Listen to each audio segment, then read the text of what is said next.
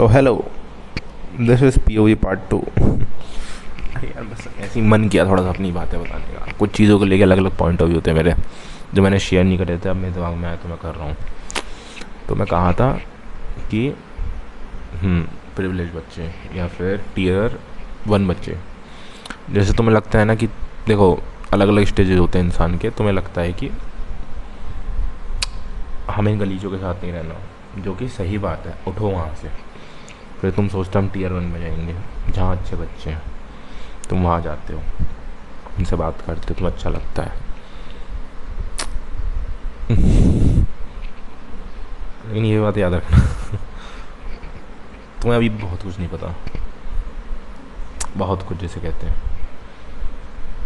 How does professional life works, मुझे भी नहीं पता, लेकिन मेनली मुझे नेचर पता है, तो मैं उस बेसिस पे बात करता हूँ। तुम्हें लगता है, तुम पता है पहली बार जाओगे तुम्हें चकाचौंध मिलेगी, सब बढ़िया लगेगा। तुम एक बार सोचो कि तुम लेवल कंपेयर करना कि जब तुम्हें घर में कोई चींटी काटती है, ठीक है, तुम्हें कोई घर में इंजरी हो जाती है, पैर में लग जाती है, गिर जाते हो सीढ़ियों से ज़्यादा, ठीक है, ये बहुत माइन्यूट चीज़ें जो घर में होती हैं, ठीक है। और दूसरी चीज़ जो तुम्हें सड़क पे होती है। देखो Tier 1 में जाना ये बात नहीं है कि तुम अपने उससे वो कर रहे हो कि तुम उठ गए ऊपर। इसका एक अपोजिट, एक उससे भी गहरा मतलब, या फिर तुम डिफरेंट पॉइंट ऑफ व्यू समझ सकते हो कि ये है कि तुम अब सागर में कूद चुके हो। मतलब वो चीज़ कितनी बड़ी है तुम्हें भी नहीं पता, क्योंकि अगर तुम पहले नदी में थे, तुम वहाँ डूबते तो तुम्हें कोई दिक्कत नहीं थी, लेकिन यहाँ पर अगर तुम डूबे, you're gonna get fucked। English में बोलते हैं जो। हाँ, इसमें बहुत सी चीज़ें हैं, और भी चीज़ें हैं जिसमें बात करनी है, लेकिन ये चीज़ तुम्हें लगेगा कि तुम इसमें प्रोग्रेस करोगे, ऑफ कोर्स करोगे 100%। 1 साल 2 साल तुम उनके जैसे बन जाओगे लगभग। लेकिन फिर क्या, असली पता है मज़ा कब आता है? जो टॉप 1%, जिसे कहते हैं ना, टॉप में भी टॉप जो आते हैं, वो इन सब के सामने आएंगे, कहेंगे वो सब IIT वाले, जितने भी MIT, जितने भी टॉप कॉलेजेस हैं उसमें पढ़ते हैं, लेकिन उनके सामने भी बंदा जो आके कहे ना कि I am better than you, तुम लोग यहाँ ये सब कर रहे हो, ऐसे नहीं, घमंड में नहीं। जैसे मैंने बताया 3 स्टेज होते हैं पिछली वीडियो में, जिसने देखी हो तो। क्या होते हैं?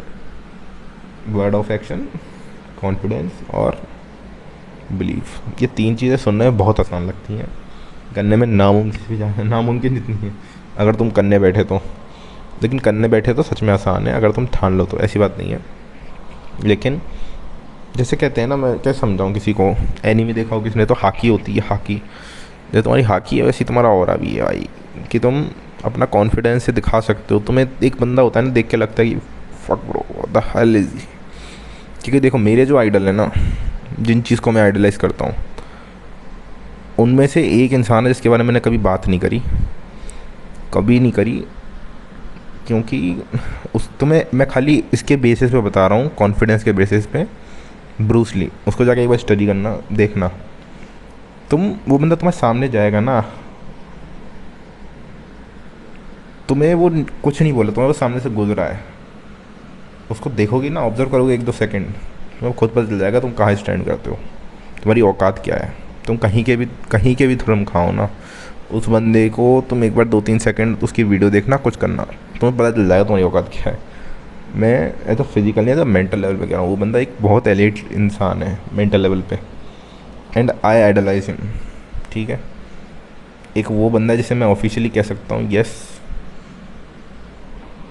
मैं उससे सीखना चाहता हूँ जितना हो सकता है। लेकिन बस मैं इसको इस वे में कह रहा हूँ कि तुम जब सोचते हो ना कि ये मेरी जगह है, मैं यहीं बिलोंग करता था,